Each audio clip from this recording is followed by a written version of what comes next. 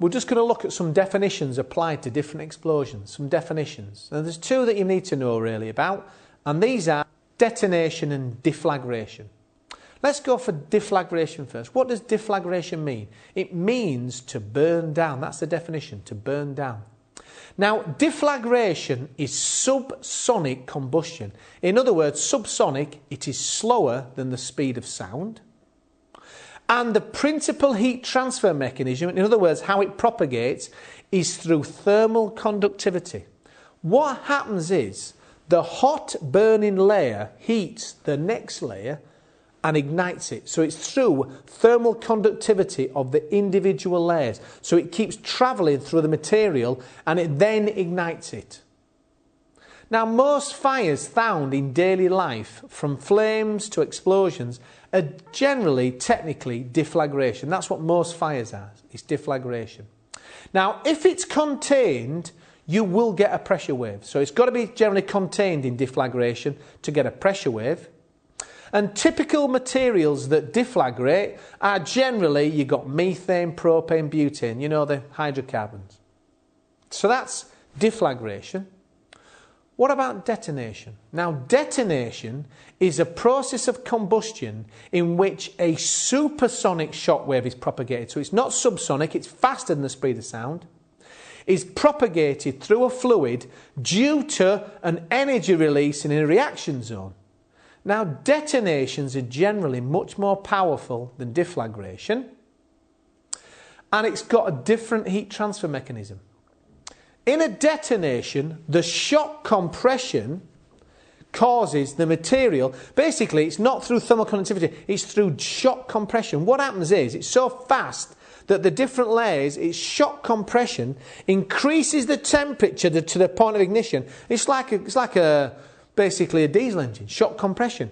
The ignited material burns behind the shock and releases energy that supports the next one, and it keeps going. So shock compression is the main heat transfer with detonation. Now, because detonations generally give higher pressures, they are usually much more destructive than deflagrations. Detonations can generally be produced by explosives, reactive gaseous mixtures. Certain dust can give it, and aerosols. Because they're very fine, they can cause detonations. Now, the probability of detonation rather than deflagration depends on the type of gas or whatever, type of fuel. Hydrogen and acetylene, you're more likely to get a detonation than a deflagration, and they're generally LPG. The next area I'm going to cover is vapour cloud explosions.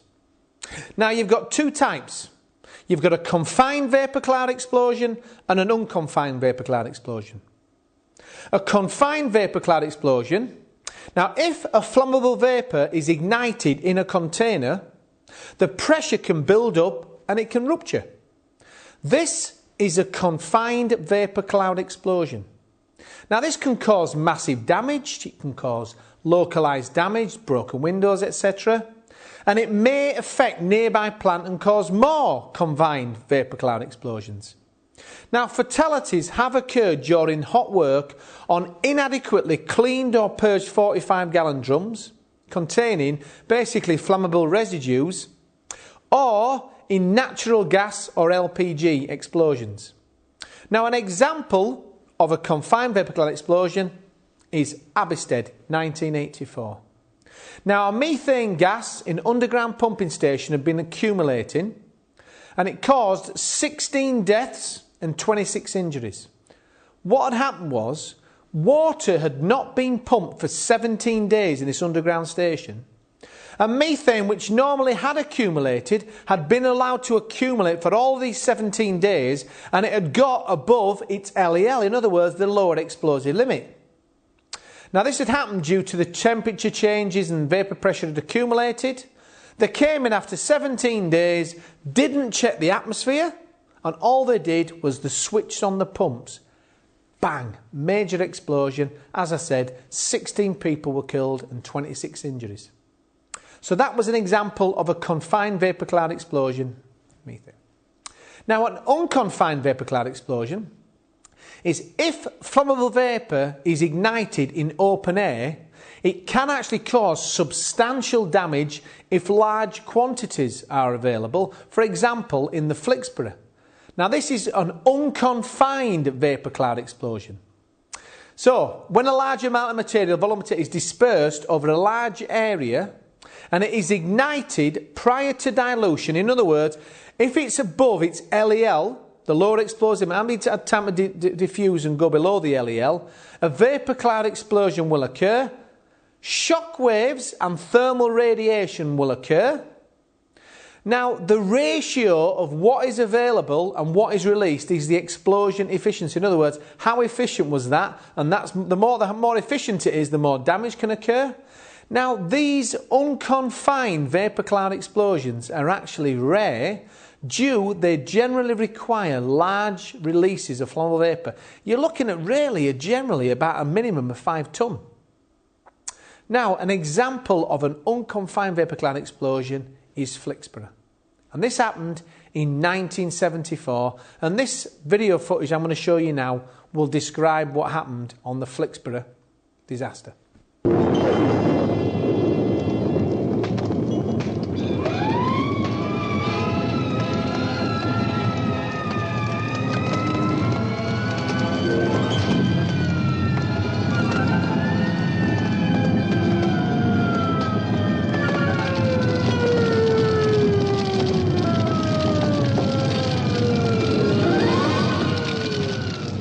This was the English village of Flixborough, quiet, peaceful, a small town of 3,000 people.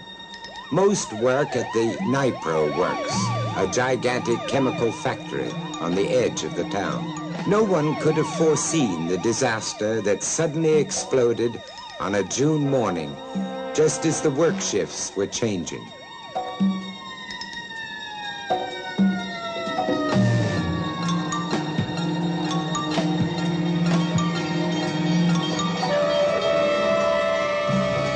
The blast tore the plant and village apart.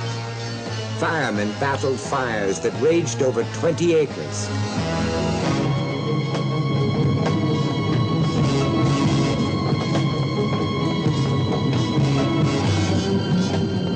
Two days of fire left 28 dead, more than 100 injured, and reduced a $100 million plant to rubble.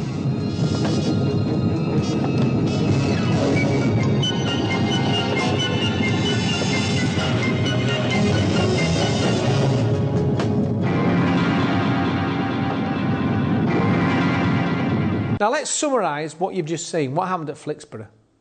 A vapour cloud explosion destroyed the nitrocyclohexane oxidant plant. There were 26 people killed and 36 injured, and other plant on site was damaged. The smoke rose to 6,000 feet. In fact, aircraft had to be diverted from the incident. Now, the plant was a stage of production in the nylon production, and it manufactured cyclohexanone by oxidising cyclohexane in a series of gravity-fed reactors. Now, these had bellows installed on them on short pipe runs to allow for expansion and contraction and small movements at these temperatures and pressures which were used at, which is generally about 155 degrees, and the pressure they were used at is about 8.9 bar. Now, these reactors were cooled via brine to jackets on the outside of the vessels. Now, error one. First of all, the brine system was taken off for repairs.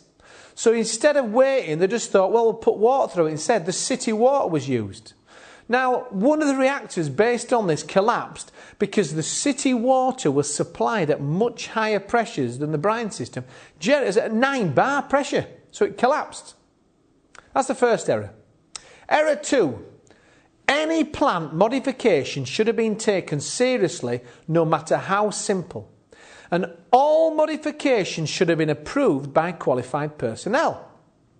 Now, a temporary pipe was constructed to basically miss out that other reactor. And they used a dog's hind length pipe, was welded in, and it was not strong enough to take these pressures and these heat and this weight. And the men who were asked to do it had practical experience, but they were not actually qualified to do this. So a 20-inch pipe at those temperatures and those pressures could not handle it. The only drawing they had was on the floor of a workshop. The material they used was not as the manufacturers recommended. However, they were not blamed for this incident. Error 3. The lack of physical bracing or support of the pipe, so they didn't give it enough bracing. The original pipe runs were a lot shorter and supported firmly so to minimise the pipe movement and allow the bellows to operate properly. So basically they put in lack of bracing. The result was the temporary pipe was allowed to twist and move laterally due to lack of bracing, and 50 tonnes of cyclohexane was released. And it travelled away from the site, 50 tonnes of it released, and it subsequently reached a flare and it went up, exploded. As again, 28 people were killed.